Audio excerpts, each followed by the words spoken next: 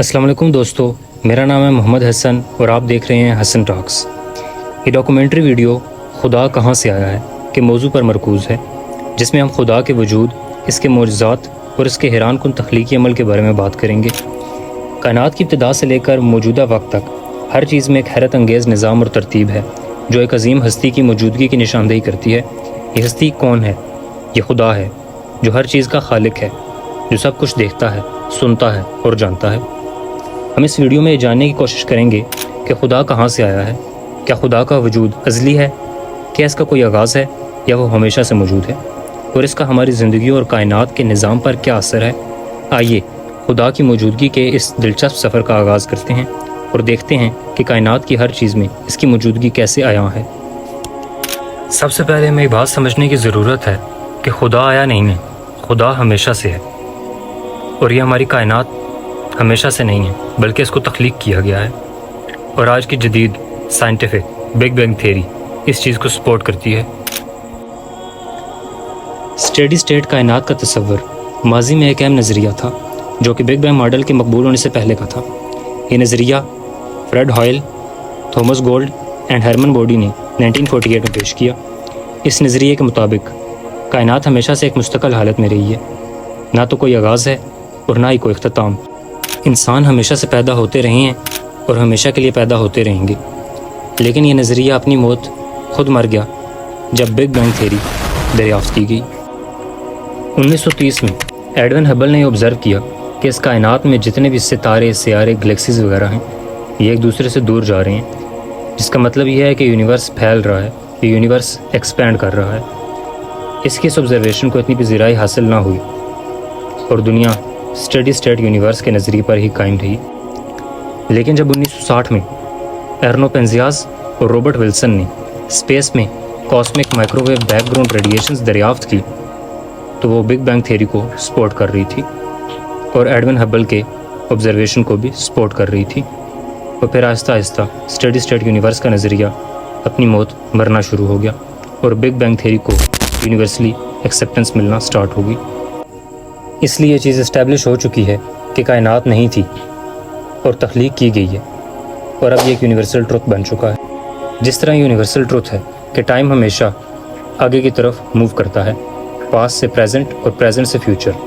اگر کوئی یہ کہے کہ ٹائم فیوچر سے پریزنٹ اور پریزنٹ سے پاسٹ میں بھی جا سکتا ہے تو یہ ایک بیوقوفانہ بات ہوگی۔ اسی طرح اگر کوئی انسان یہ کہے کہ کائنات کسی نے نہیں بنائی، کائنات ہمیشہ سے چل رہی ہے اور ہمیشہ کے لیے چلتی رہے گی، تو یہ ایک بیوقوفانہ بات ہے۔ اور اسی بگ بینگ تھیوری کو 1400 سال پہلے اللہ تعالیٰ نے قرآن کریم میں بیان فرما دیا تھا۔ سورہ انبیاء کی آیت نمبر 30 میں اللہ تعالیٰ فرماتا ہے، کیا کافروں نے یہ خیال نہ کیا تھا کہ آسمان اور زمین ملے ہوئے تھے اور ہم نے انہیں پھاڑ دیا اور ہم نے ہر جاندار چیز پانی سے بنائی، تو کیا وہ کافر ایمان نہ لائیں گے؟ اور اسی طرح سورہ اخلاص میں اللہ تعالیٰ ارشاد فرماتا ہے، قل هو اللہ احد اللہ الصمد لم یلد ولم یولد ولم یکن له کفوا احد۔ تم فرماؤ، وہ اللہ ایک ہے، اللہ بے نیاز ہے، نہ اس نے کسی کو جنم دیا اور نہ وہ کسی سے پیدا ہوا اور کوئی اس کے برابر کا نہیں۔ اس سے صاف ظاہر ہوتا ہے کہ اللہ تعالیٰ ہمیشہ سے ہے اور ہمیشہ کے لیے ہے، اور یہ دنیا اللہ تعالیٰ کی تخلیق کردہ ہے۔ اللہ تعالیٰ اولاد سے پاک ہے کیونکہ اولاد باپ کی جنس سے ہوتی ہے، اور اللہ تعالیٰ اس سے پاک ہے۔ یوں ہی وہ خود کسی سے پیدا نہیں ہوا کیونکہ وہ قدیم ہے، یعنی ہمیشہ سے ہے، اور پیدا ہونا اس چیز کی صفت ہے جو پہلے نہ ہو اور پھر وجود میں آئے۔ اس میں مشرکین اور یہود و نصارہ سب کی تردید ہے۔ مشرکین فرشتوں کو اللہ تعالیٰ کی لڑکیاں کہتے تھے، یہودی حضرت عزیز علیہ السلام کو، جبکہ عیسائی حضرت عیسیٰ علیہ السلام کو خدا کا بیٹا مانتے تھے۔ اور یہ بھی بات سمجھ لینا ضروری ہے کہ اللہ کے سوا کوئی معبود نہیں ہے۔ جیسے سورہ انبیاء کی آیت نمبر 22 میں اللہ تعالیٰ فرماتا ہے، اگر آسمان و زمین میں اللہ تعالیٰ کے سوا اور معبود ہوتے تو ضرور آسمان و زمین تباہ ہو جاتے۔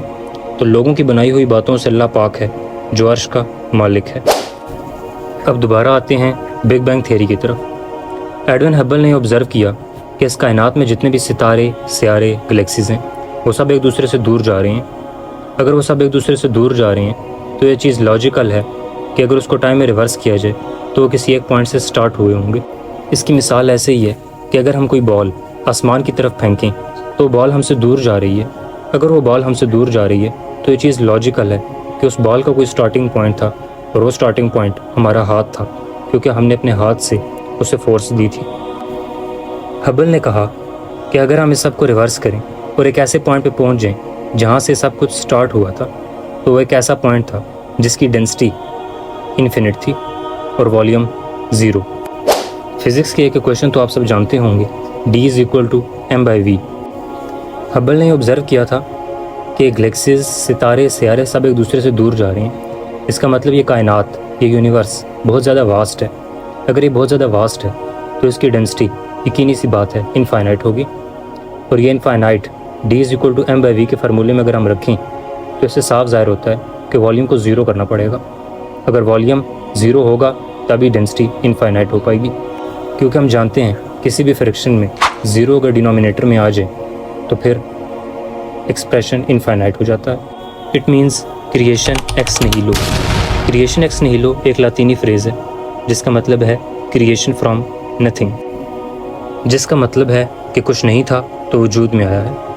اور سائنٹسٹ یہ بھی کہتے ہیں کہ بگ بینگ کے بعد اس کائنات میں اگر ایک سیکنڈ کے ٹریلین حصے میں بھی کوئی گڑبڑ ہوتی تو یہ کائنات وجود میں نہیں آ سکتی تھی۔ So it means creation ex nihilo ہوئی ہے، مینس کریشن فرام نتھنگ، یعنی یہ انسان، یہ کائنات، یہ سب پیدا ہوئے، یہ سب تخلیق کیے گئے ہیں۔ سو اس طریقے سے سائنٹسٹ نے ہمارا یہ مسئلہ تو حل کر دیا اور انہوں نے پروو کر دیا کہ اس کائنات کو تخلیق کیا گیا ہے، جس کی وجہ سے ایتھسٹ کا نظریہ اپنی موت اب مر چکا ہے۔ فزکس کا second law of thermo dynamics یہی کہتا ہے کہ انٹروپی یعنی ڈس آرڈر یا تو کانسٹنٹ رہتا ہے یا انکریز ہو جاتا ہے۔ مثال کے طور پر اگر کسی جگہ پر ایک دھماکہ ہو جائے تو ہر چیز بکھر جائے گی اور پھر دنیا کا کوئی دھماکہ اس کو دوبارہ اس کی اصل حالت میں واپس نہیں لا سکتا۔ دس از انٹروپی کہ ڈس آرڈر ہمیشہ انکریز کرتا ہے یا کانسٹنٹ رہتا ہے۔ تو یہاں پر یہ سوچنے کی بات ہے کہ ایک چھوٹا سا دھماکہ اگر اس ارتھ پہ ہو جائے تو وہ چیزوں کو بگاڑ دیتا ہے، ڈس آرڈر پیدا کرتا ہے۔ تو یہ کیسا دھماکہ تھا؟ یہ بگ بینگ کیسا دھماکہ تھا کہ جس نے چیزوں کو اتنے آرگنائز فارم میں ارینج کر دیا، اس یونیورس کو تخلیق کر دیا، اس ارتھ کو تخلیق کر دیا، انسان کو تخلیق کر دیا، چرند پرند سب کو تخلیق کر دیا۔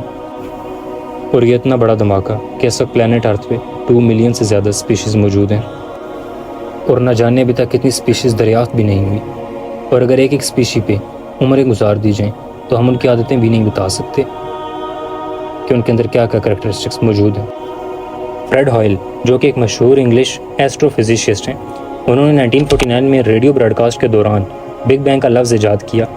حالانکہ انہوں نے اس نظریے کا نام دیا، لیکن وہ اسٹیڈی اسٹیٹ تھیوری کے حامی تھے جو کہتا ہے کہ کائنات کا کوئی آغاز یا اختتام نہیں ہے، اور بگ بینگ تھیوری میں شکوک و شبہات کا اظہار کیا کرتے تھے۔ اس نے بگ بینگ تھیوری میں شک کا اظہار کرتے ہوئے یہی کہا کہ بگ بینگ کے بعد انسان کا تخلیق ہو جانا اسی طرح کا کمپلیکس فینومینا ہے کہ ایک ٹورنیڈو چلے اور وہ ایک کوڑے کباڑ کے ڈھیر سے ایک ہوائی جہاز تیار کر دے۔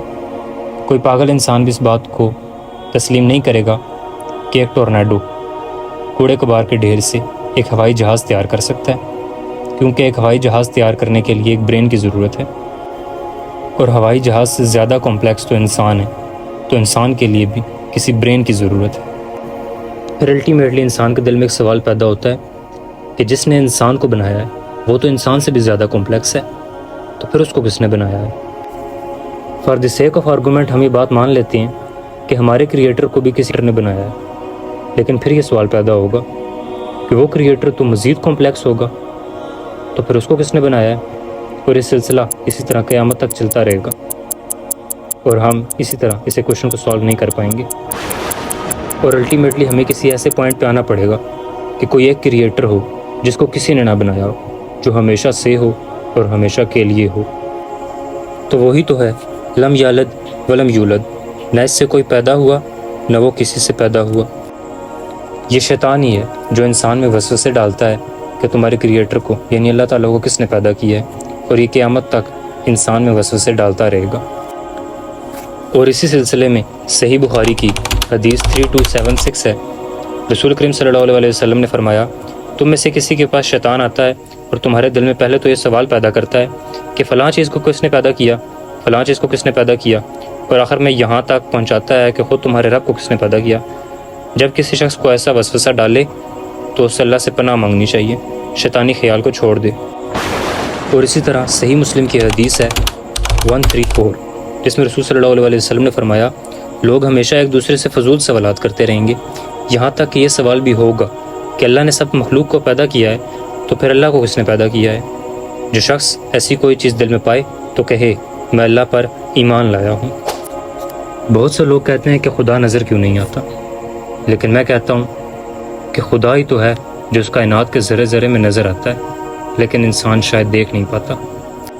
اس کائنات میں ہر جگہ معجزات ہو رہے ہیں، لیکن شاید انسان ان معجزات کا عادی ہو چکا ہے، اسی لیے خدا کو دیکھ نہیں پا رہا۔